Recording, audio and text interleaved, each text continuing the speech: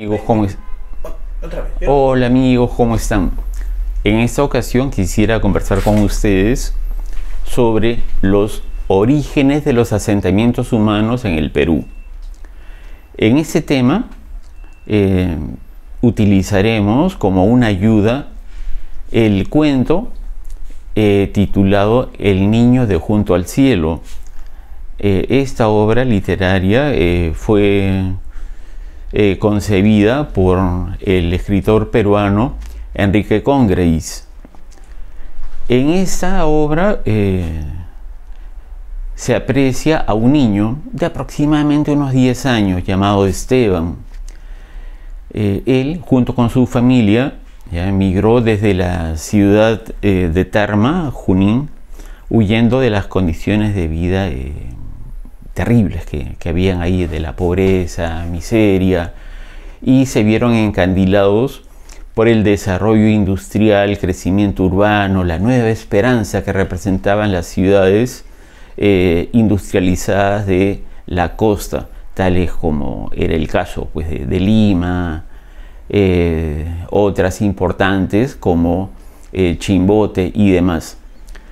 Entonces, esta familia llega a Lima, la familia de Esteban llega a Lima y no tiene dónde vivir, por lo cual establecen vivienda precaria en un cerro muy cerca al centro histórico de Lima. Creo que era el Cerro San Cristóbal, no recuerdo, discúlpenme ustedes la omisión de ese detalle. Ya. Y ese niño Esteban, o mejor dicho, Enrique Congreis, a través del personaje principal Esteban, comenta las percepciones que tiene viendo ese monstruo del millón de cabezas. Así es como denominan a Lima. Y en realidad, pues, para un pequeño, Lima, esa gran urbe, si se compara de la ciudad de donde venían, era un monstruo del millón de cabezas. Ya, entonces tenemos eso. El tema literario vamos a dejarlo a un costado y vamos a tomar ahora lo que se refiere al aspecto de la ciudad de Lima como ejemplo, como paradigma de las ciudades de la costa en un proceso constante de industrialización, modernización, crecimiento y expansión urbana. Veamos nosotros la década de los 20, lo que también se puede definir como, o que calza con el oncenio de Leguía. Durante el segundo gobierno de Leguía, durante la dictadura que ejerció este personaje, nosotros vemos que Lima se desarrolló tremendamente. Habían obras muy emblemáticas. Por ejemplo, se hicieron grandes avenidas amplias, extensas, que comunicaban el centro de Lima con el Callao. Ejemplo, lo que hoy día es la avenida Venezuela, la avenida Benavides, Argentina y otra más, disculpen si no me acuerdo. Y los nombres, esos que les he mencionado, que les acabo de mencionar, son los actuales. Los nombres originales no recuerdo, una de ellas creo que era Avenida Progreso. Bueno, y también otra avenida emblemática era una que no era Lima al Callao, disculpen, sino era una que partía de Lima hasta Miraflores, cruzando muchas haciendas que eran de privados, personas acaudalados, hacendados. Por ejemplo, esa avenida cruzó parte del fundo de la hacienda de la familia Brescia, y hoy eso es San Isidro. También cruzaba otro tramo, otra gran hacienda que era de propiedad de Tomás Marzano, el sector que actualmente es Miraflores. Eso nos refleja que Lima iba expandiéndose en sus límites urbanos. Esas manifestaciones de crecimiento junto con los procesos de industrialización y también de crecimiento urbano, no solamente en las afueras de Lima, en extenso, sino también en los bordes. Por ejemplo, no olvidemos nosotros que en la primera mitad de los 20 habían ya fábricas en La Victoria, en lo que hoy es el distrito de La Victoria. Por ejemplo, en el sector que está limitando con la avenida Grau, se habían instalado fábricas. Por ejemplo, la fábrica Donofrio estaba allí. La fábrica Donofrio, claro, la que ustedes recordarán, pues, o saben, ¿no?, que está en la avenida, actualmente está en la avenida Venezuela, cerca de la Universidad de San Marcos. Pero antes, la inicial fábrica estaba en La Victoria. Como esta, habían otras, algunas de textiles, algunas de alimentos y demás. ¿Qué es lo que pasaba? Esas viviendas tenían operarios, tenían obreros que necesitaban viviendas. Y hubo una oferta inmobiliaria de departamentos cerca a las fábricas. Por ejemplo, veamos el Porvenir, La Victoria, el Porvenir, donde se desarrollan los mundialitos del 1 de mayo de todos los años. Se hacen en torno a unos bloques habitacionales. Estos fueron hechos por la corporación o por la inmobiliaria El Cóndor, que era propiedad de la familia Prado. Este era la típica oferta inmobiliaria del sector privado. También había una oferta inmobiliaria a cargo del Estado, específicamente de la Corporación Nacional de Vivienda, que fue creada más o menos en el año 1946, si es que no me estoy equivocando. Esta corporación, el Estado, a través de la corporación, lo que hacía era ofrecer también departamentos, al igual que el sector privado, tenía las características de ser construidas con estándares mínimos de modernidad. Los estándares mínimos de modernidad implicaban que estos departamentos debían tener luz, agua, desagüe, ventilación e iluminación, para evitar una para no ser unos tugurios. Disculpen ustedes, se me trabó la lengua. Bueno, ahora retomemos familias migrantes. ¿Se acuerdan que lo habíamos dejado por acá? Ya. Tenemos lo que es el crecimiento urbano y tomamos ahora el tema de la población de los migrantes. Había oferta inmobiliaria, teníamos demanda de viviendas, que eran esa gran cantidad de familias campesinas, familias altoandinas que necesitaban vivienda, pero no calzaban, no engranaban. ¿Por qué?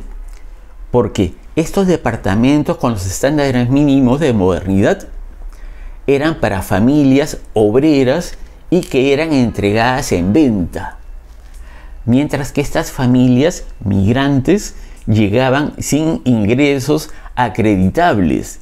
Podían ser una mano de obra informal, pero no una mano de obra obrera que pueda acreditar ingresos como para poder financiar la adquisición a través de un préstamo.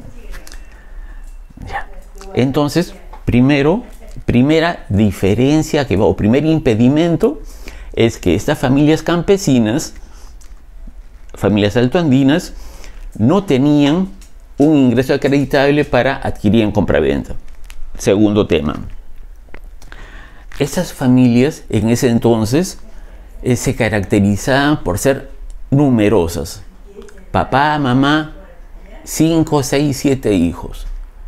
Esa familia numerosa no entraba en un departamento de 2 o 3 dormitorios. Entonces, las características de esa oferta inmobiliaria no reunían las necesidades de estos demandantes de vivienda. Otro tema era que la mentalidad de esos migrantes era adquirir una propiedad y después asegurar viviendas futuras para sus hijos. Ya les decía, 5, 6, 7 hijos. Entonces ellos querían una vivienda amplia y después para poder construir y dejar para la descendencia. Es más, esa característica nos la vemos nosotros actualmente en muchos sectores de Lima. ¿Ya? Vemos que hay familias que compran un terreno y construyen 5 pisos. Ustedes lo habrán visto, es muy frecuente en nuestra ciudad y en otras también, en las cuales se dice primer piso para un comercio, segundo piso para el papá y mamá, y el piso 3, 4, 5 para los hijos A, B y C. Ya. Eso no se podía, eso no se lograba en estos departamentos que eran ofrecidos, tanto por los privados como por la Corporación Nacional de Vivienda. Ya. Entonces, ¿qué es lo que había? Como seguía la migración del campo a la ciudad, no tenía cómo ubicar algo donde poder instalarse. Ahí es donde vienen las invasiones. Se formaba una masa crítica, una cantidad suficiente para constituir un grupo de invasores. El detonante era cuando aparecían dirigentes que los motivaban, que los orientaban a tomar terrenos a la fuerza, terrenos de propiedad estatal y mayormente de carácter eriazo. Por ejemplo, un líder emblemático era Ernesto Sánchez Silva, también conocido como Poncho Negro. Él era un personaje recurrente. Cada asentamiento humano importante de los 40, 50 hasta 60 tuvo como líder a él. Lo más curioso es que él murió hace un par de décadas sin tener una casa propia. Murió acogido pues en casa de unos amigos en el Agustino. Bueno, ya. Entonces así es como venían las invasiones. ¿Qué es lo que pasa? Ahora veamos el rol del Estado ante las invasiones. Fue solamente una actitud reactiva. No hizo nada para prevenir ese fenómeno, sino solamente iba tras el fenómeno. En el año 1946, el Estado creó la Corporación Nacional de Vivienda, que tenía 2 funciones. Una era dar, modificar, reconocer, adecuar a las invasiones ya constituidas, las invasiones existentes, ¿ya? Y como decía la enorme creación de la Corporación Nacional de Vivienda, era evitar la bueno, mejor evito la palabra, esa palabrita que se me está trabando. Evitar las condiciones insalubres, modificar el trazado y lotización y demás. Y después titular. Y también la otra labor de la corporación era la de ofrecer viviendas ya concluidas con esos estándares mínimos de modernidad.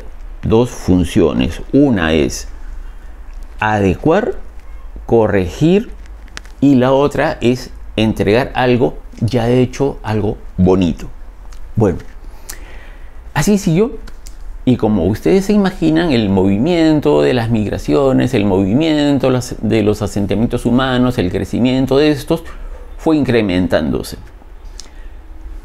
Fue en el año 1961, durante el gobierno de Prado, el último gobierno de Prado, el primer ministro, creo que era Pedro Beltrán, el que fue propietario del diario La Prensa, representante de la derecha extrema de ese entonces, ahí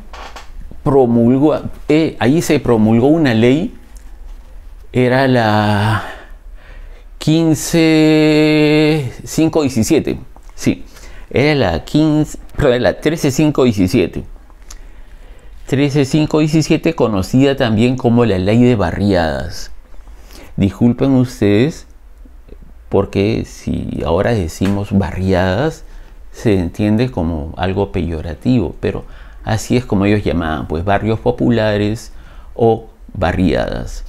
La 13517 lo que establecía era, con relación a asentamientos humanos, darle, a través de la Corporación Nacional de Vivienda, darles estándares salubres, modernos y demás. Y en el aspecto del manzaneo y demás, bueno, pues adecuarlo a las normas vigentes, para que éstas terminen constituidas en lo que podría, bueno, en lo que la norma llamaba urbanizaciones populares. Igualmente esta ley no sirvió de mucho. 2 años después, en 1963, ya con la Junta Militar de Gobierno, que encabezaba en ese entonces, creo que era Pérez Godoy, el general Pérez Godoy, se creó la Junta Nacional de Vivienda, que absorbió a la Corporación Nacional de Vivienda, que había sido creada en el año 1946 durante el gobierno de José Luis Bustamante y Rivero. Ya. Acá era lo mismo. La Junta tenía 2 roles. Uno era tomar los asentamientos, las barriadas, ¿ya?, y corregir los errores en el trazado y lotización, incluir aportes básicos, llámese vivienda, llámese salud y demás, y convertirlos igualmente en una urbanización popular. Y en el aspecto, siempre con 2 puntales, ¿no? Y en el segundo aspecto, buscar también ofrecer viviendas construidas, pero sin los defectos de las barriadas. Ya. Bueno, pasó eso. 1963, pasamos hasta 1969. Allí la Junta Nacional de Vivienda se extingue. Todas sus funciones pasan al Ministerio de Vivienda. De ahí en adelante, durante la década de los 70, se producen mucho más, el incremento o aumenta la migración del campo a la ciudad. Es más, tanto así que el Estado procura hacer una modernización. Ya, caso concreto, Villa Salvador. Villa Salvador originó como una invasión, y lo que hizo el Estado es coger esta invasión que estaba iniciando y los trasladó a lo que actualmente es ese distrito, pero perfectamente trazado, perfectamente lotizado. Fue una urbanización formalizada en su mismo momento de creación. Fantástico. Y es más, no olvidemos que en ese entonces estaba en pleno auge la teología de la liberación, en la cual comprometía bastante, bueno, proponía el compromiso de la Iglesia con los pobres. Durante estas invasiones, esencialmente en Villa Salvador y otras más, había una presencia de religiosos, como fue el Padre Bolo o también el Monseñor Bambarín, que en paz descanse.